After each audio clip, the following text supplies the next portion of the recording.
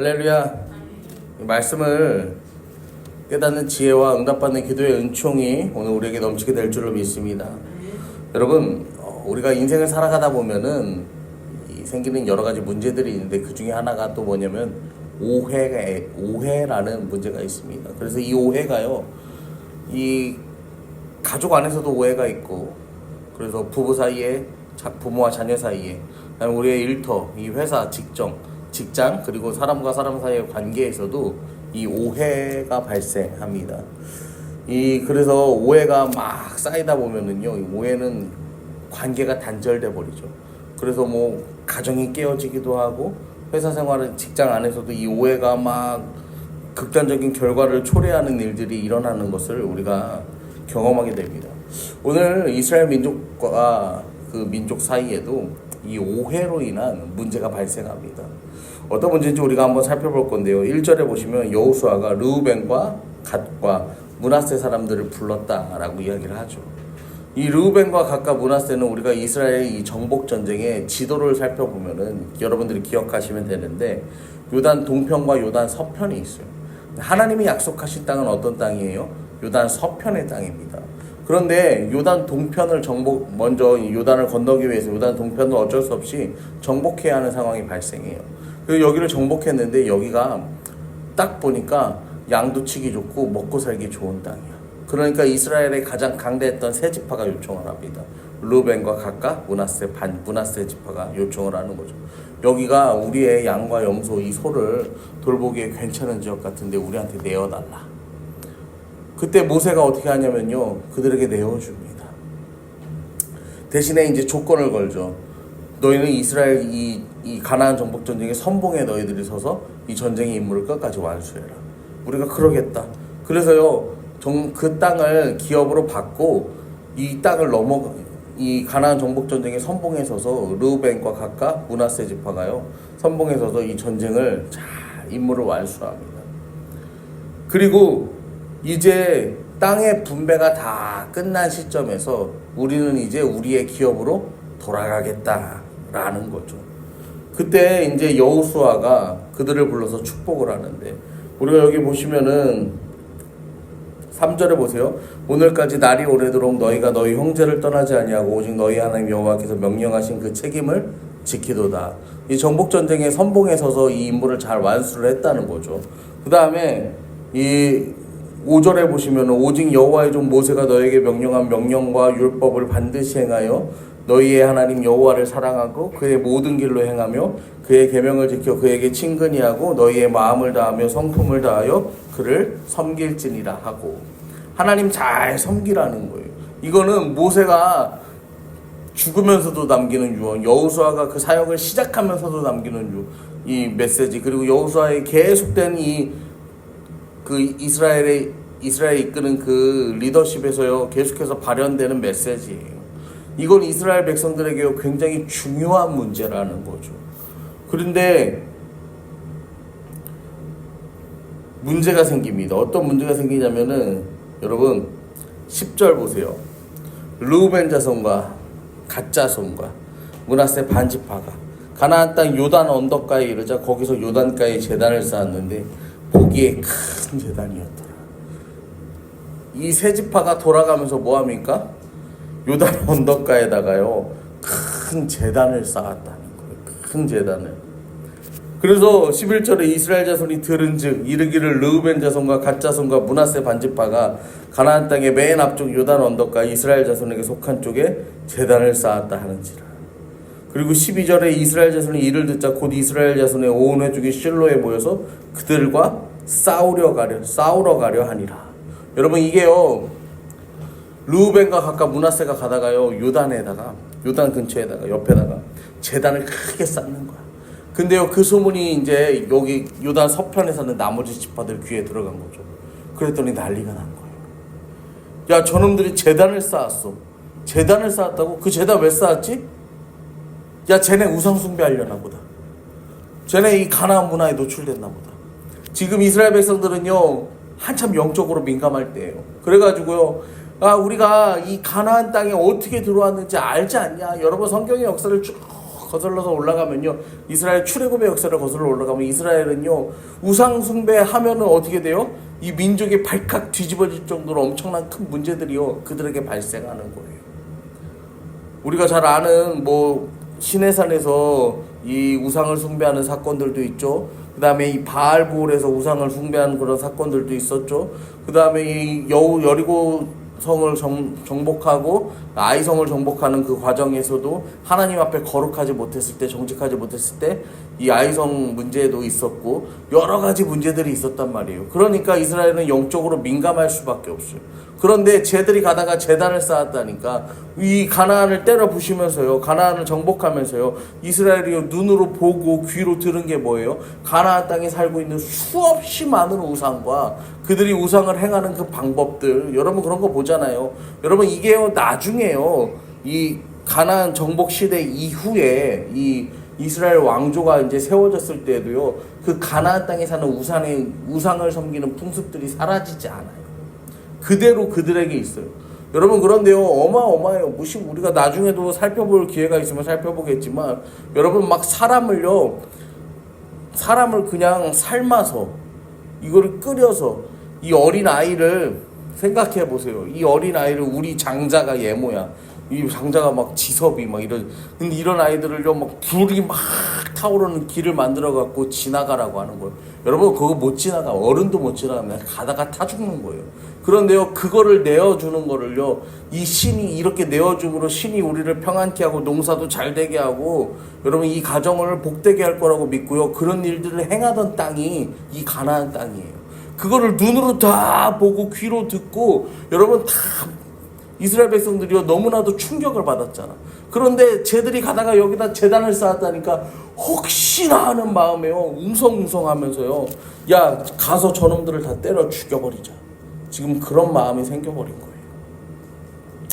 여러분 하나님을 배반하고 우상 숭배의 길로 가면 그냥 그건 그 사람 하나의 잘못이 되는 게 아니라요 이스라엘 전체의 문제가 되기 때문에 이스라엘이 민감하게 반응할 수밖에 없는 거예요. 그런데 여기서 중요한 건요, 이 10절부터 12절까지의 말씀을 보면요 이스라엘은 듣기만 했어요. 여러분 이 사실을 확인하지 않았단 말이에요. 그런데 확인이 안 된 문제를 가지고 뭐 하는 거예요? 가서 우리 전쟁을 하자, 지금 이러고 있는 거예요. 여러분 우리 삶에서도요 우리는요 사실이 확인되기 전에 뭐 합니까? 그런 얘기를 내가 들었어? 그런 것 같아? 이 오해가 오해를 낳고 오해가 오해를 낳고 또 오해가 오해를 쌓아서요 관계가요 막 틀어져 버리는 것들, 여러분 그럴 때가 있어요. 여러분 그래서 13절부터 보시면 이제 오해를 풀어야 되니까 이스라엘 자손이 제사장 엘르아살의 아들 비느하스를 길르앗 땅으로 보내어 루벤 자손과 갓 자손과 므낫세 반지파를 보게 하되. 여러분 비느하스가 누군지 아세요? 오늘 성경에 나오잖아. 엘르아살의 아들이라고 나오잖아요. 근데요 이 비느하스가요 제사장 아론의 손자 엘르아살의 아들 비느하스인데, 민수기 25장에 보시면요 이스라엘 백성들이 뭐 하냐면요 이 바알볼에서요 음행하는 사건이 발생합니다. 그때요 이 한 이스라엘의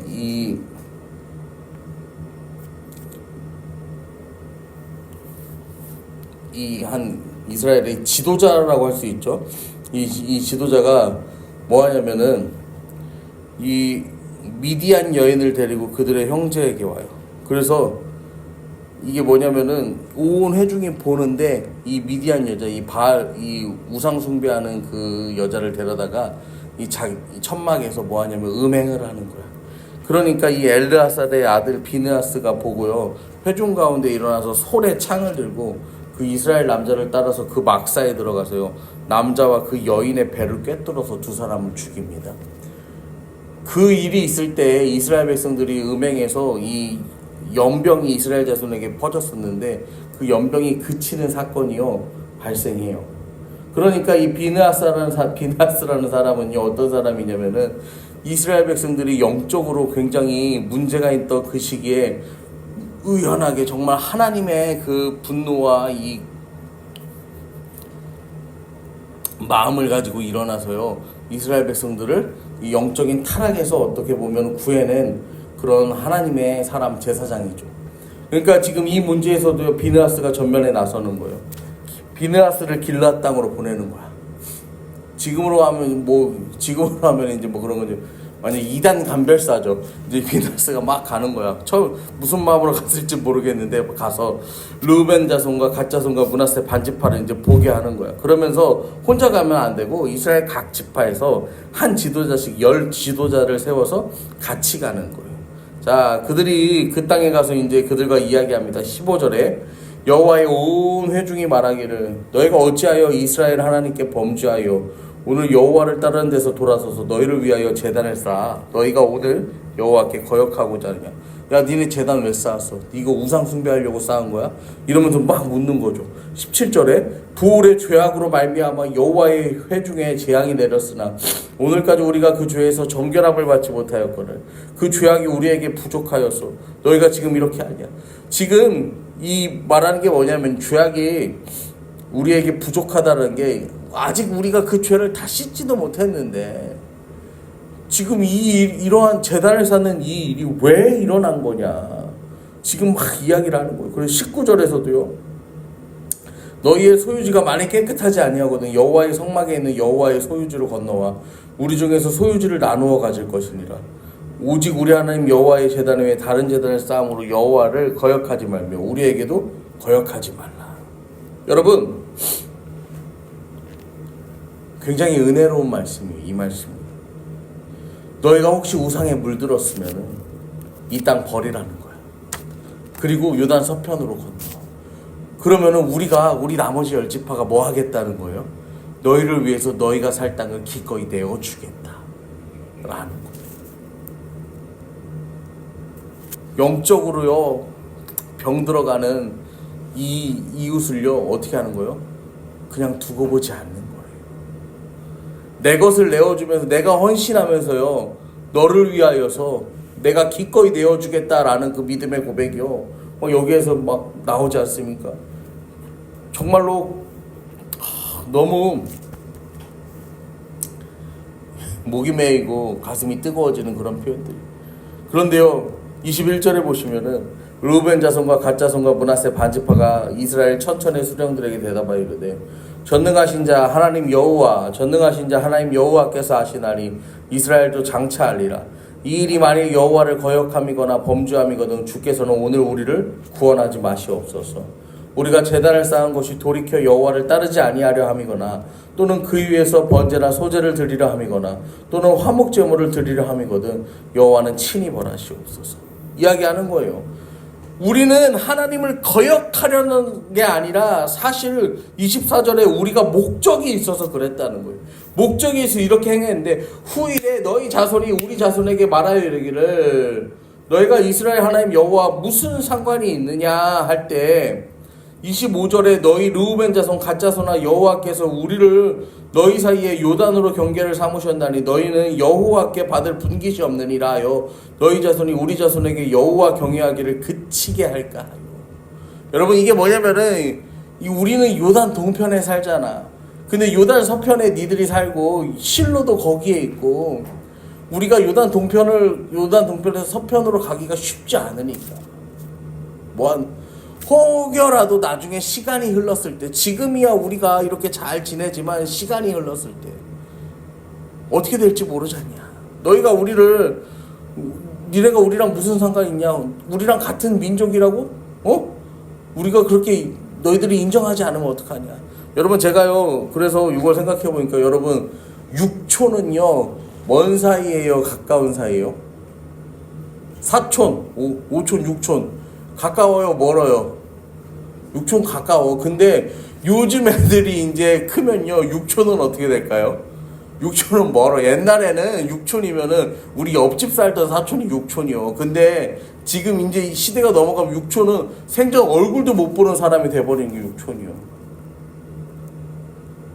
그러니까 이 이스라엘 민족도요 이 요단 동편의 지파들도 그걸 걱정한 거예요. 나중에 시간이 지나서 우리가 왜냐면은 여러분 요단강이 우리가 이제 가서 보면은 저는 안 가봤지만 가서 보면은 이 폭이 굉장히 짧고 무슨 동네 시내 같이 그렇게 생각하는데 이게 비도 많이 오고 그 다음에 이 요단 유역을 이렇게 쭉 펼쳐서 계산하면요 이게 한 5km, 10km 되는 그런 범위로까지 이제 늘어납니다. 그러니까요 쉽게 그냥 마음 먹고요 그냥 툭툭 건너서 왔다 갔다 할 만한 거리가 아닌 거야. 그리고 이제 말씀드리는 것처럼 이 고대에는요 먹고 사는 게 굉장히 중요한 문제인데 여러분 먹고 살려면은 새벽부터 나가서 이 하루 종일 일하고 돌아와서 저녁을 먹는 거야. 여러분 이 유대인들의 식습관 우리가 식문화를 살펴봤는데요. 이 우리가 예전에 공부했을 때 보면은 이 사람들이 어떻게 먹냐면은 아침에 나가서 오후까지 일합니다. 오후에 돌아와서 이제 날씨가 뜨겁고 저기 하니까 잠깐 쉬는 거야. 그리고 이제 그 하루 종일 일하고 수고해서 번 것으로요 마련한 것으로 저녁을 먹어요. 저녁을 먹고 남은 걸로 다음날 아침을 대충 먹는 거예요. 그리고 점심은 거의 못 먹는 거예요. 그러니까 이 하나님께 예배하러 가는 것도 중요하지만요. 내가 살던 여기를 떠나서요. 어디 가서 뭘 한다는 것 그 자체가 뭐예요? 이 가족의 생계가요. 뚝 끊어지는 일인 거예요. 쉽지 않았던 일인 거예요. 그러니까 야 그게 아니라 후손들에게 하나님을 기억하게 하려고 우리가 조금 여기다가 제단을 쌓았다는 거야. 이 하나님의 일하심을 우리가 기억하기 위해서 그걸 증거로 삼기 위해서 결국 비느하스와 이스라엘 그 10지파에서 온 이 지도자들은요 그 말을 듣고 이 사람들의 순수한 의도를 깨닫습니다. 그리고 더 이상 전쟁이 필요하지 않음을 이야기해요. 그래서 33절과 34절에 보시면요 그 일이 이스라엘 자손을 즐겁게 한지라 이스라엘 자손이 하나님을 찬송하고 르우벤 자손과 갓 자손이 거주하는 땅에 가서 싸워 그것을 멸하지 않는 말을 다시는 하지 아니하였더라. 르우벤 자손과 갓 자손이 그 제단을 에시라 불렀으니 우리 사이에 이 제단은 여호와께서 하나님이 되시는 증거라 함이라. 오해가 풀리니까 하나님을 찬양하고 평화롭게 돌아가는 거예요.